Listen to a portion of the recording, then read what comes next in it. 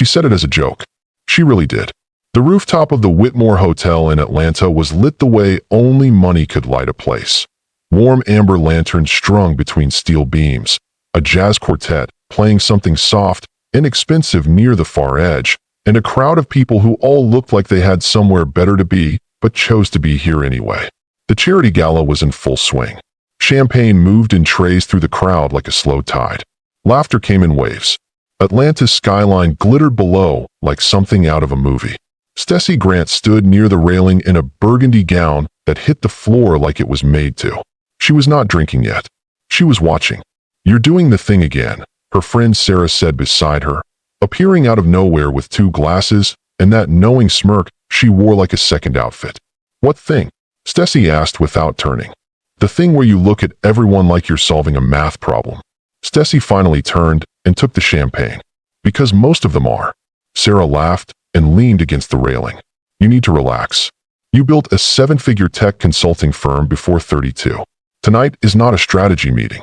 Everything is a strategy meeting." "Stessy, what? You've turned down 4 men this month." "4. One of them flew in from London specifically to meet you. He wanted my client list, not me. I read the email trails." Sarah stared at her. "You read his email trails?" "I had a feeling." "You always have a feeling." "I'm always right." Sarah sipped her drink and shook her head slowly. "You know what your problem is? You're too sharp for your own heart. Every man who comes close, you find the angle. You find the exit. You've already solved the ending before the beginning even starts." Stessy didn't answer that right away. She looked out at the city instead. At all those lights. At all that distance. There was truth in what Sarah said, and she knew it. She was 32, brilliant, self-made, and completely alone in the way that matters. Not the lonely in a crowd kind of alone. She'd learned to work a room better than anyone in it. But alone at 2 in the morning when the phone was quiet and the deals were done and the apartment felt like a very expensive silence. She was tired of men who needed her to dim herself. Tired of the ones who were impressed until they weren't. Tired of the ones who said, "I can handle a strong woman," right up until the moment they proved they couldn't. She took a long sip of champagne. "Honestly," she said finally. "Please," Sarah said. "At this point, I don't even care anymore. I'll marry the first man who walks through that door." She gestured loosely toward the rooftop entrance. The tall glass double doors set into the elevator lobby behind them, currently closed, glowing softly from the lobby light beyond. Sarah laughed. "Don't say things like that.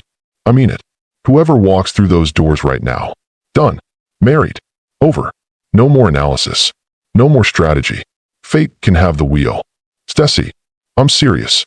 The universe can decide. I give up." The doors opened. Neither of them moved for a moment. He walked through like he owned the altitude. Italian suit, charcoal, fitted, nothing flashy about it except everything. He wasn't tall in the dramatic way, but he filled a doorway without trying. Dark hair neat. Eyes that swept the room with the kind of calm that didn't belong to a man who was ever nervous about anything. No smile. No searching look. Just presence. The quiet, dense kind that made the noise around him feel slightly irrelevant. 2 men followed him at a measured distance. Not bodyguards in the obvious sense. Just men who moved the way furniture moves. Always slightly behind. Always in the right place. The jazz kept playing. The crowd kept talking. But something shifted in the air the way weather shifts before a storm. Not dramatic, just different. He didn't scan the crowd the way newcomers did. He looked across the rooftop once, and then he looked at Stessy. Not the way men usually looked at her. The appreciative sweep, the calculation, the "let me find my approach." He just looked, the way you look at something you've already decided about. Then he walked toward her. Stessy didn't move. She was aware of Sarah going very still beside her. He stopped at a conversational distance. Not close enough to crowd. Not far enough to shout. Exactly right. "Miss Grant," he said. Not a question. His voice was low, measured, lightly accented, Italian under Atlanta silk. She kept her expression neutral. "I don't believe we've met." "We haven't." He glanced briefly at the glass doors he'd just come through, then back at her. "But I heard what you said." The silence between them was approximately 3 seconds. It felt longer. "Be careful what you promise," he said calmly. "I take vows seriously. If you are watching this right now and you are not yet subscribed, stop, hit that subscribe button, and come right back. You do not want to miss where this goes." Sarah made a sound that was not quite a word. Stessy looked at the man for one more second, then looked at her champagne glass, then looked back at him. "That was a joke," she said. "Most honest things are," he replied. And then he moved on, past her, into the party, greeting someone across the room like the conversation had been nothing more than a brief pleasantry. He didn't look back. Stessy stood very still. "Who?" Sarah whispered. "Was that?" "I have no idea," Stessy said. But she was already finding out. His name was Monti De Santis. By the time she'd made 2 discreet inquiries that night, one to the gala's event coordinator and one to a city council member who went pale when she mentioned the name, she understood why the air had changed when he walked in. Monti De Santis was 41, born in Naples, raised partially in New York, now operating a network of business interests across Atlanta and the Eastern Seaboard, import companies, private equity, 3 restaurants, a logistics firm, and things that didn't have names on websites. He had no criminal record in the United States. He had no official profile at all, really. He existed in the way that very powerful men exist. Everyone knew who he was, and nobody said it clearly. She was not naive. She understood exactly what kind of man she was looking at. What she did not expect was what happened next. He found her again near the end of the evening, when the crowd had thinned and the jazz had softened. He was standing near the bar, alone, nursing something amber in a lowball glass. And when she approached, because she was Stessy Grant and she did not wait for things to come to her, he turned before she reached him, like he'd heard her coming. "I looked you up," she said. "I assumed you would. So you know that I know." "Yes." She held his gaze. "And you still came over here earlier." "I came to this event for business," he said. "Coming over to you was personal." She waited. He set down his glass with the careful precision of a man who was always aware of his own hands. "I am going to say something to you directly, Miss Grant, because I don't find indirection useful." "Go ahead. I need a wife." She almost smiled. "Almost. Is that right? Not a social accessory. Not someone to perform a role. A woman with actual substance, who can exist in complicated spaces without collapsing." He looked at her steadily. "I've known about your work for several months. Your firm, your reputation, how you move in rooms like this one. Tonight confirmed what I already suspected, which is that you are exactly the kind of woman I need beside me." Stessy studied him for a moment. The honesty of it was startling. No packaging, no warmth designed to lower her guard. Just the offer, plain. "You don't know me," she said. "No, but I know what I'm looking for. And I know that most of the men in this room aren't saying what they mean. I am. Most of the men in this room aren't running." She paused, chose her words. "Complicated enterprises." "No," he agreed. "They're not. So what exactly are you offering?" He turned slightly, facing the city view instead of facing her, and she noticed that even this was deliberate, giving her space to think without the pressure of eye contact. "Security," he said. "Real security, not performance. Your business gets breathing room from the corporate interference you've been managing for the last 8 months. I know about the investors trying to force a buyout. That stops." He paused. "Separate finances. Your accounts stay yours. You keep your name professionally. You keep your autonomy inside our home. No performance of weakness. No changing how you dress, how you speak, who you are." He turned back. "In exchange, I ask for honesty, loyalty, presence at certain events, and the understanding that I am not going to become a different man. I will not pretend to be something soft for appearances. I will adjust for you. I am willing to do that, but I remain who I am." Stessy was quiet for a long moment. There were about 15 reasons to walk away from this conversation. She knew all of them. She lived her whole adult life making careful, brilliant decisions, and every careful, brilliant instinct she had was currently screaming at her. But something else was also happening. Something quieter. He had told her the truth. In a room full of men who hadn't. "I'll think about it," she said. He nodded once. "Take the time you need. If I agree to one conversation, just a conversation, it doesn't mean anything." "Understood. I will have questions. I would expect nothing less." She looked at him one more time. Then she reached into her clutch and placed her business card on the bar beside his glass. "One meeting," she said. "No promises." He looked at the card, then at her. Something moved in his eyes that wasn't quite a smile, but was in the same territory. "No promises," he agreed. She turned and walked away. And she was aware, without looking back, that he watched her go. She told Sarah that night on the phone, lying on her couch in her apartment with her shoes still on, staring at the ceiling. He said he needs a woman with spine, she said. I mean, you have that, Sarah offered. He said he knows about the investors trying to force me out of my own company. How does he know about that? I don't know. Stessy, I know. Do you? Because you sound like someone who has already decided. I haven't decided anything. I'm processing. You're describing a man who might be. Sarah lowered her voice even though she was alone in her apartment. Extremely connected to dangerous things. I know what he is, Sarah. And Stessy was quiet for a moment. And he told me.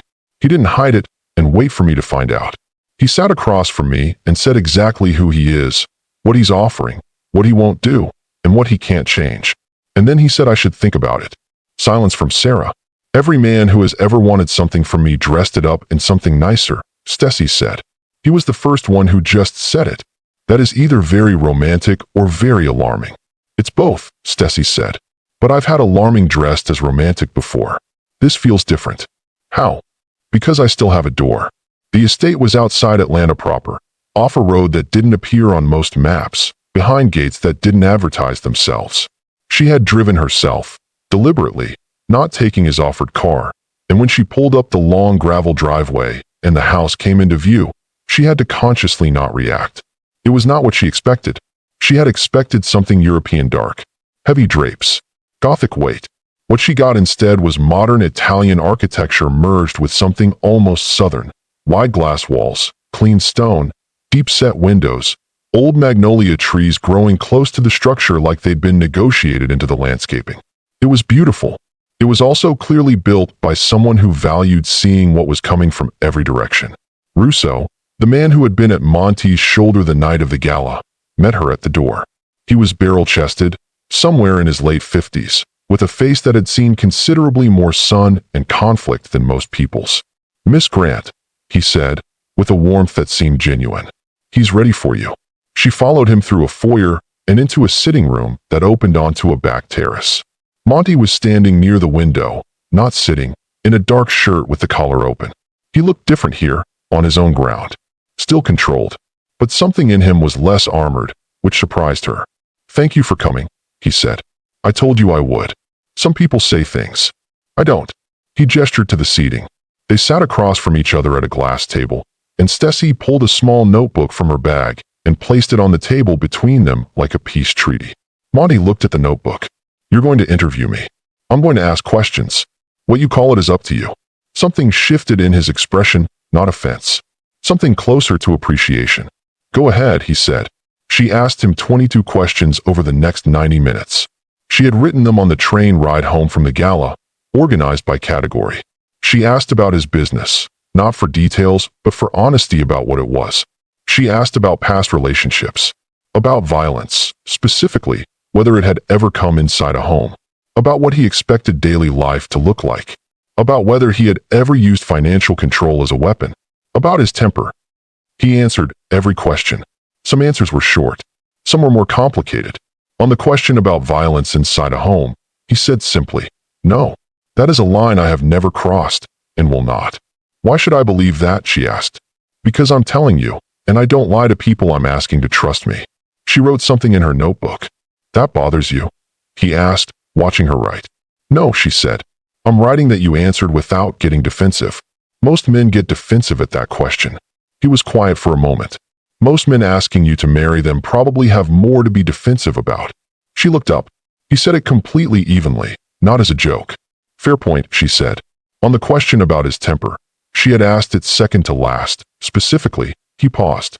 I have one, he said. I don't pretend otherwise. When business goes wrong, when I feel disrespected in certain contexts, yes, I can be difficult. Define difficult. Cold. Shut down. Sometimes sharp with the people around me. He looked at her steadily. Not violent. Not threatening. But not warm either. What would you do if that came out in our house? He held her gaze. I would need you to tell me. Directly.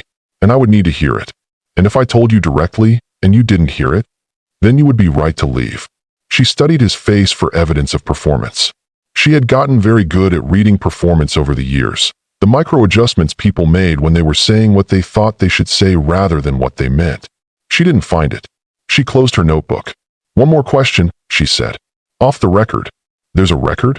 The notebook counts. She held his gaze. Why me? Genuinely. There are women who would make this arrangement easier.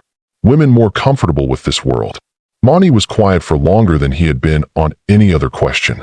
He looked past her for a moment, out toward the terrace and the tree line. Because comfort is not what I need, he said. I need a woman who will look at me clearly and still choose to be there. Not because she doesn't know who I am. Because she does. He paused. Easier women would disappear into this life. I don't want something that disappears. The room was very quiet. Stessy picked up her notebook and her pen and put them back in her bag. She stood, and he stood with her, and she noticed again the way he waited, not moving until she moved, not filling space she hadn't given him. I'll let you know within a week, she said. I'll be here. She called Sarah that night from the car in the parking garage before she started the engine and said, I think I'm going to say yes. Sarah screamed so loudly that Stessy had to hold the phone away from her ear. But the week between that first meeting and her answer was not simple. She did research the way she did everything, thoroughly, without apology. She hired a private investigator named Caldwell who she'd worked with twice before. She told Caldwell everything she knew and asked for everything Caldwell could find. What came back confirmed what she already suspected and added texture she hadn't had. Monti De Santis operated in gray and darker than gray territory. Money moved through his companies in ways that weren't entirely documented. He had relationships with people who had serious records. 2 investigations over the past decade. Neither had resulted in charges. He was not a man who shot first and asked nothing. He was strategic, careful. He kept his violence as a last resort and his name clean by keeping the right kinds of distance. There were no women in the background. No patterns of control. No stories she could find of someone who had been harmed by him personally.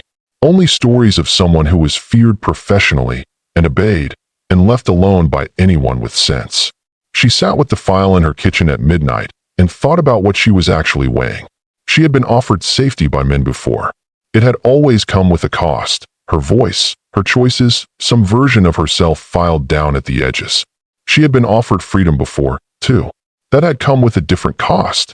No anchor, no partner, the particular loneliness of someone who moved fast and traveled light, but never arrived anywhere that felt like home. What Monty had offered her was something she hadn't been offered before. He had offered her the truth about what she was walking into, and then opened the door wider. She called him on day 5. I have conditions, she said. Tell me, he said. She gave him 4. No lies about active business dealings that would affect her safety.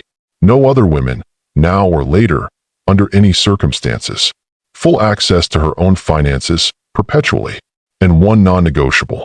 If she told him he was being a tyrant inside their home, he had to hear it. Not agree immediately. Genuinely hear it. Done, he said. That was fast. I had already agreed to all of those in my head before you called. She laughed, a real one, surprised out of her. Then yes, she said. My answer is yes. There was a pause on his end. Not long, but the quality of it felt significant. Good, he said. His voice had dropped slightly. I'll be in touch about next steps. Monty. Yes. I want to be clear. I like you. I think you're interesting and honest and more complicated than you let on. But this is an arrangement that will become a marriage, which means it will have to become more than an arrangement. I understand. Do you? A pause. I'm aware that what I do well is business, and that you are not business. He seemed to weigh the next words. I am aware that this will require things from me that don't come naturally, like warmth, like expression. She smiled in her kitchen alone at midnight. We'll work on it. What came next was the slow business of becoming people who knew each other. He arrived at her apartment 3 days later to take her to dinner. The restaurant she chose was a Jamaican-Italian fusion place in Midtown, her favorite, known to exactly the kind of people who had opinions about food, not status. She'd half expected him to suggest somewhere grander. He arrived in the same charcoal suit from the gala, and she thought he'd worn it deliberately, which was its own kind of message. You dress the same, she said when he sat down. You seemed to find it acceptable the first time. She almost laughed.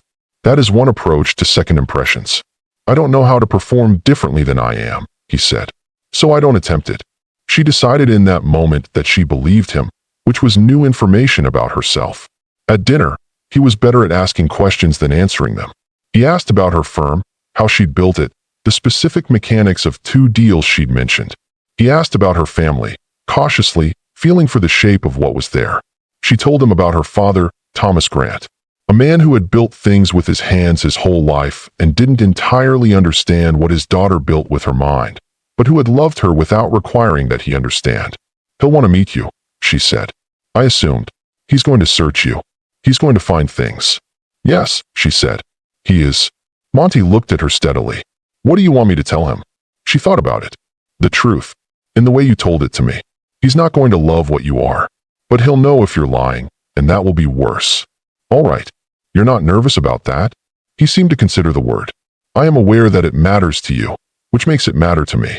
Whether that is nervous, I'm not sure." He was making an effort. She could see it. The way you see someone translating in real time from a language they know differently than you do. It was awkward sometimes. It was also, she was startled to realize, endearing. 2 weeks later, Russo let something slip when she arrived at the estate. He reread the seating chart twice, Russo said, unprompted, while showing her in. "I'm sorry, for when you came the first time." He moved the chairs 3 times to find the right distance. Russo's expression was perfectly neutral. "I've worked for him for 14 years. I've never seen him move furniture." Stessy filed this information quietly and said nothing about it to Monty. But she noticed, over the following weeks, the evidence of his effort in 100 small places. He had clearly done research into what approachable looked like. The results were charming in their imperfection. He made eye contact slightly more than necessary, the way someone does when they've been told to make eye contact and are now monitoring themselves. He would pause after she said something in a way that was clearly him deciding how to respond rather than reacting, which she found she actually respected. He cooked for her once. Pasta. Because, as he explained with total seriousness, multiple sources suggest this is effective in romantic contexts. "Multiple sources," she repeated.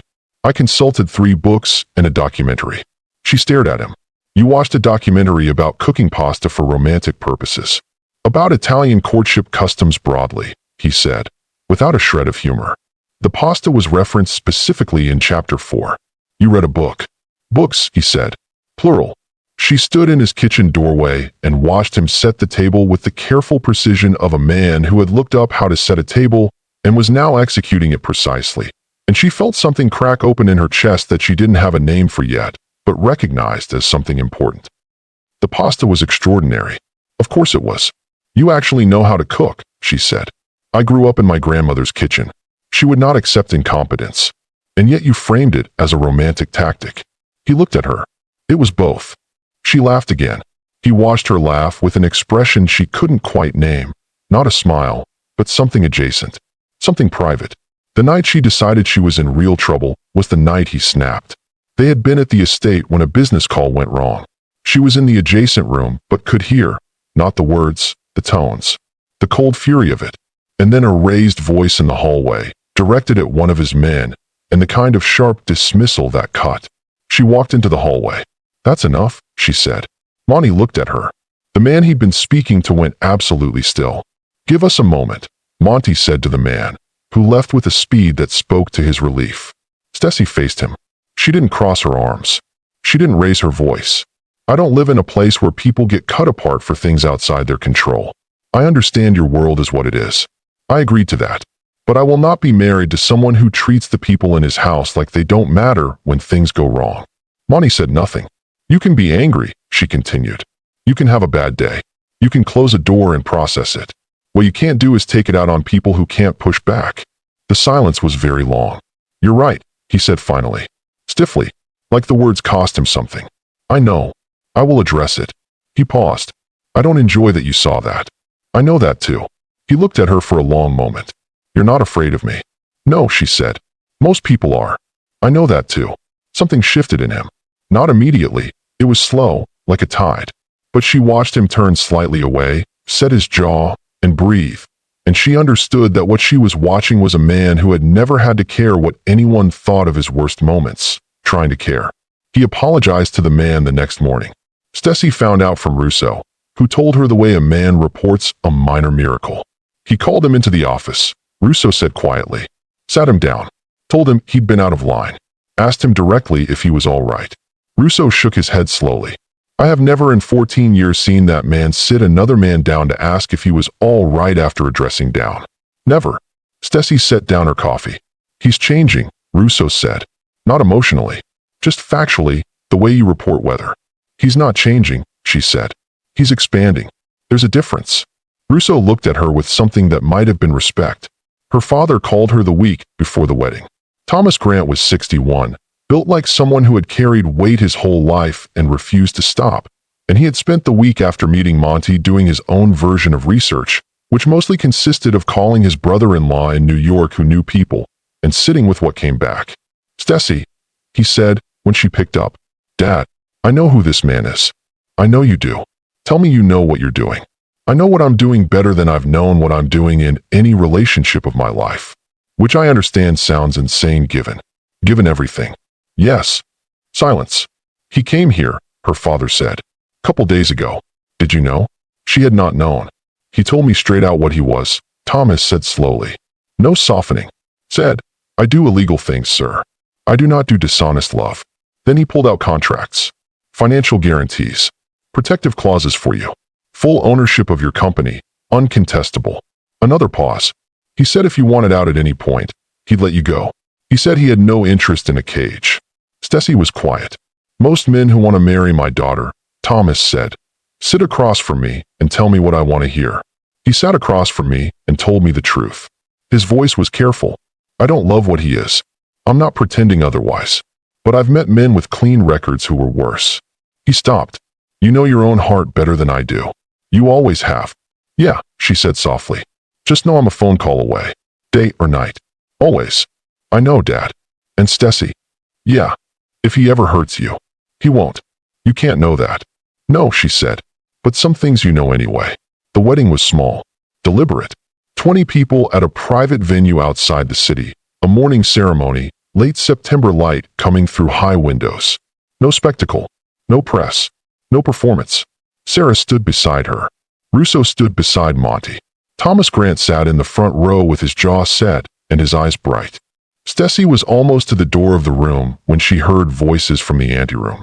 Men she didn't recognize, speaking in low tones with an edge that told her they were not guests being emotional at a wedding. Let's see how long the American lasts. Laughter low. He's soft for her already. You can see it. She'll be gone in a year, and he'll be half the man he was. She stood in the hallway and breathed. The doubt hit her clean and cold. She thought about what she was walking into. The world of it. The danger that didn't show itself directly, but lived in the walls of everything. The phone calls that meant something other than what they said. The people who feared her husband. The ones who resented him. The ones who would test her simply because she existed in his proximity. She thought about every sensible reason to walk away. The door to the ceremony room opened. Monty stood in the frame. He looked at her, and then he looked past her, toward the anteroom where the voices had come from, and his expression went through something complicated and quick. Then he looked back at her. Just her. He reached up and removed his ring, the simple dark band Russo had been holding, and held it loosely in his palm. I heard, he said quietly. She waited. They're not wrong that you'd be in a harder life. His voice was low, only for her. They're wrong about the rest. He opened his hand, showing her the ring resting there. Not offering it. Just showing her what was possible. But the door is there, Stessy, if you need it. I meant that from the beginning. She looked at the ring in his hand. She thought about every man who had ever offered her something while quietly closing every exit. She thought about him moving furniture 3 times to get the distance right. About pasta and research and stiff apologies. About a man who had told her father the truth when no one would have blamed him for performing. She thought about what it felt like to be known clearly, in all her edges, and chosen anyway. She stepped forward. She took the ring from his hand, and then she placed it back in his palm and closed his fingers around it. I don't want safe, she said. I want real. His fingers tightened slightly around where her hand had been, a fraction of a second before he composed himself again. He put the ring on. She took his arm, and they walked through the door together, and 20 people stood, and the late September light fell through the high windows like it had been positioned by someone who cared about the moment. It was not a fairy tale. It was a choice. Life at the estate settled into something that was its own language, like all homes eventually are. She redesigned 2 rooms. Not because he asked her to, but because he handed her the keys to the house in the first week and said simply, "Do what makes it yours." She found she had opinions about space she hadn't known she had. She attended certain meetings, not as decoration, not as performance. He introduced her simply, by name, and she understood quickly that her role in those rooms was to observe and process, which was precisely what she was built to do. She started to recognize patterns in what came to him and what he passed off. She started to understand the architecture of the world he'd built. He adjusted, in the ways he had said he would. The sharpness in the house became rarer. When it came toward her first now, not as an attack, but as a signal. She had learned to read it, the way you learn to read weather, and when she said his name a certain way he would stop and breathe before continuing. She adjusted too. The 3 a.m. phone calls that had scared her at first, the quiet, coded language of them, became ordinary. She didn't need to understand every conversation. She understood what they cost him, and she learned to be present for the aftermath in ways that didn't require words. Sarah visited in October and declared the house terrifyingly beautiful and somehow cozy, which Stessy thought was an accurate summary of her husband generally. Russo told her one afternoon, when Monty was out and she was having coffee in the kitchen, that he had worked for the man for 14 years and had never once seen him ask anyone how they were doing and mean it until she arrived. "He asks you," Russo said, genuinely, like he needs to know the answer. "I know," she said. "He's not built for this," Russo said quietly. "The softness. But he's learning." "He's not learning softness," she said. "He's learning expression. There's a difference." Russo looked at her a long moment. Then he nodded. On a Tuesday night in November, she was reading at the desk in their room when Monty came in late from a long day, set his jacket over the chair, and sat on the edge of the bed. He sat there for a moment, quiet, which was how he decompressed, not dramatically, just by being still. She kept reading for a moment, and then set her book down. "Bad day?" she asked. "Complicated day. Do you want to talk about it?" "No." "Okay." She reached over and turned off her lamp, which was her version of saying, "I'm here, you don't have to perform." He was quiet for a while. She could hear Atlanta's distant traffic, the hum of the house's heating, his breathing, eventually slowing down. "Can I ask you something?" he said. "Yes." "Do you miss who you were before this?" He paused. "Before me." She thought about it honestly, the way she did everything. She thought about her apartment with its expensive silence, about the 2 a.m. quiet that had once felt like proof of independence and later began to feel like something hollower. "No," she said. "You don't have to. I'm not being kind. I'm being accurate." She looked at him across the room. "I miss some things. The simplicity of decisions only affecting me. Certain freedoms. But no, I don't miss the loneliness that was underneath all of it. And I don't miss being with men who needed me smaller." She paused. "You've never needed me smaller." He said nothing for a long moment. "I need you exactly as you are," he said finally. The sharpness, the notebook, the 22 questions. Something moved in his voice. "I did not know I needed any of that until it was in front of me." She crossed the room and sat beside him on the edge of the bed. Then he said quietly, "I do not know how to do this gently." She waited. "The caring for someone," he continued. "The actual love of a person. I know how to protect. I know how to provide. I know how to make decisions. But the tenderness of it." He stopped. "I was not raised for that. The men in my family didn't have it modeled for them." A pause. "I find I want to do it correctly, and I don't know the mechanics." She looked at him in the low light from the window. "You called me 3 times last week when I was traveling," she said. "Not for anything. Just to ask what I'd eaten." He said nothing. "You told my father the truth when a lie would have been so much easier." Still nothing. "You moved furniture 3 times to make sure I felt comfortable the first time I came here." Russo told me. He looked at her then. "Russo should not have told you that." "Russo loves you," she said simply. He looked away again. "Monty," she said. "Yes. You love me intentionally. That's what you're describing. You think about what I need and you act on it, every time, even when it costs you something." She held his gaze. "That is not mechanics. That's the whole thing." He was quiet for a long moment. Then he said, low and careful, "I love you intentionally." "I know," she said. "I know you do." He crossed the distance between them, measured, deliberate, unhurried, exactly the way he moved through every room. And when he kissed her, it was the kind of kiss that doesn't announce itself. It just arrives and stays and holds. Outside, Atlanta glittered in the November dark. Somewhere in the city, people were performing love with grand gestures and perfect words. Somewhere, someone was laughing on a rooftop and saying something as a joke.